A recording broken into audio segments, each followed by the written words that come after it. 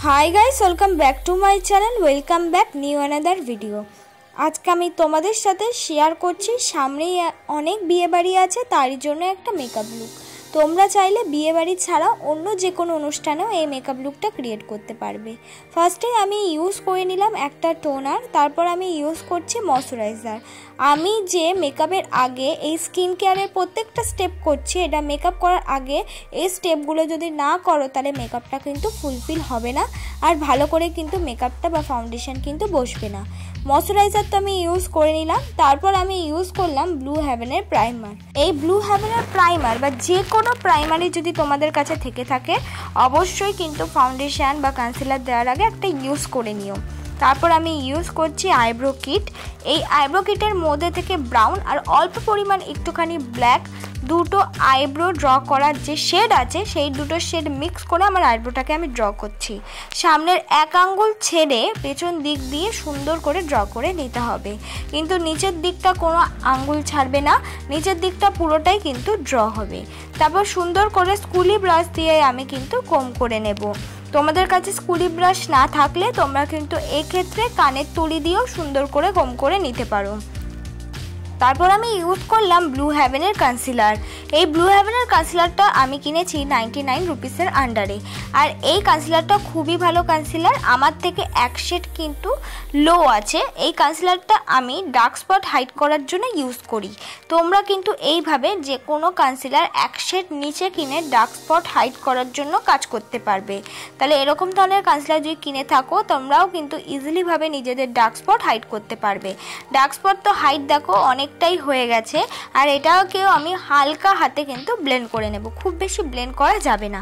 হালকা হাতে ব্লেন্ড হয়ে যাওয়ার পর এবার আমি কিন্তু ইউজ করে নেব হলো ফাউন্ডেশন। ফাউন্ডেশন হিসেবে আমি ইউজ করছি হলো এলিট টিনের ফাউন্ডেশন, যেটা কিনা তোমরা খুব কম বাজেটের মধ্যেই অ্যাফোর্ডেবল প্রাইসের মধ্যে পেয়ে যাবে আর খুব ভালো কিন্তু এফেক্টও দেয়। এই ফাউন্ডেশনটা কিন্তু তোমরা 150 রুপিসের আন্ডারে অ্যাভেলেবেল পেয়ে যাবে। এইভাবেই আমি ফুল ফেসে আস্তে আস্তে ফাউন্ডেশনটা অ্যাপ্লাই করে নেব।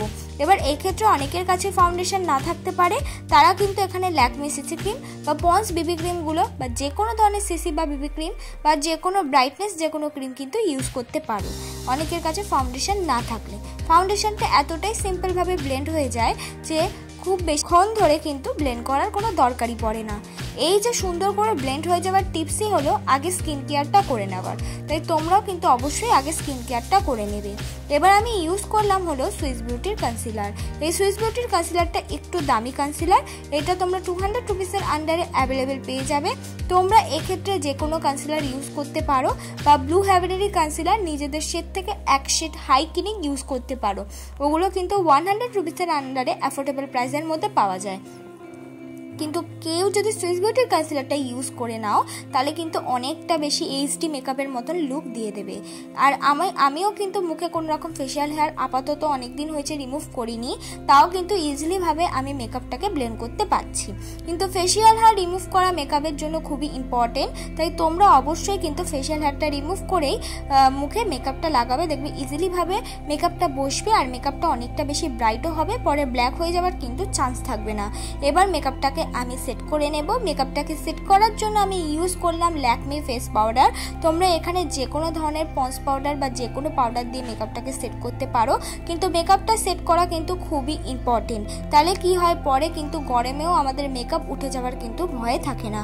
মেকআপ তো সেট হয়েই যাচ্ছে। এবার মেকআপ সেট হয়ে যাওয়ার পর আমি মুখটাকে করে নেব কন্ট্রোল। মুখটাকে কন্ট্রোল করার জন্য আমি মার্সের কন্ট্রোল সেট ইউজ করেছি, কন্ট্রোল শেডটা ইউজ করেছি। তোমরা এর বদলে অন্য যে কোনো ব্রাউন রঙের আইশ্যাডো দিয়েও কিন্তু মুখটাকে কন্ট্রোল করে নিতে পারো। অনেকের কাছে কিন্তু এই ধরনের তুলি থাকে না, তারা হাত দিয়েও কিন্তু অল্প পরিমাণ ইউজ করে মুখটাকে কন্ট্রোল করে নিতে পারো। এবার আমি নাকটাকেও কন্ট্রোল করে নিচ্ছি। নাকটাকে কন্ট্রোল করার জন্য কিন্তু দুটো আঙুল খুব বেশি কার্যকর, এক্ষেত্রে তুলি না ইউজ করলেও কিন্তু হয়। এবার আমি ওই কন্ট্রোলের সাথে মিক্স করে লাগিয়ে নিলাম হলো ব্লাশ। পিঙ্কিশ ব্লাশ ইউজ করেছি। তোমরা এক্ষেত্রে অন্য যে কোনো মানে একটু লাইট বা একটু ডার্ক, খুব বেশি ডার্ক ব্লাশ কিন্তু ইউজ করো না। এবার হলো আমি করে নিচ্ছি আই মেকআপ। আই মেকআপ করার জন্য আমি ইউজ করে নিচ্ছি রেড আর পিঙ্ক কালার দুটো শেড মিক্স করে একদম কোনা দিক দিয়ে ব্লেন্ডিং ব্রাশ দিয়ে ভালো করে কিন্তু ব্লেন্ড করে নিচ্ছি। ভালো করে ব্লেন্ড হয়ে গেলে সামনের দিক দিয়ে আমি ইউজ করে নিয়েছি হলো গোল্ডেন শিমারি কালার। এবার আমি ইউজ করে নিয়েছি ব্লু হেভেনের কাজল।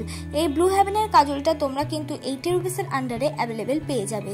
কাজলটা ইউজ করার পর তারপর যে একই দুটো কালার মিক্স করে যে আইশ্যাডোটা দিয়েছিলাম সেই আইশ্যাডোটা দিয়েই কাজলটাকেও ব্লেন্ড করে নিচ্ছি। আইলাইনার হিসেবে আমি ইউজ করছি ল্যাকমি আইলাইনার।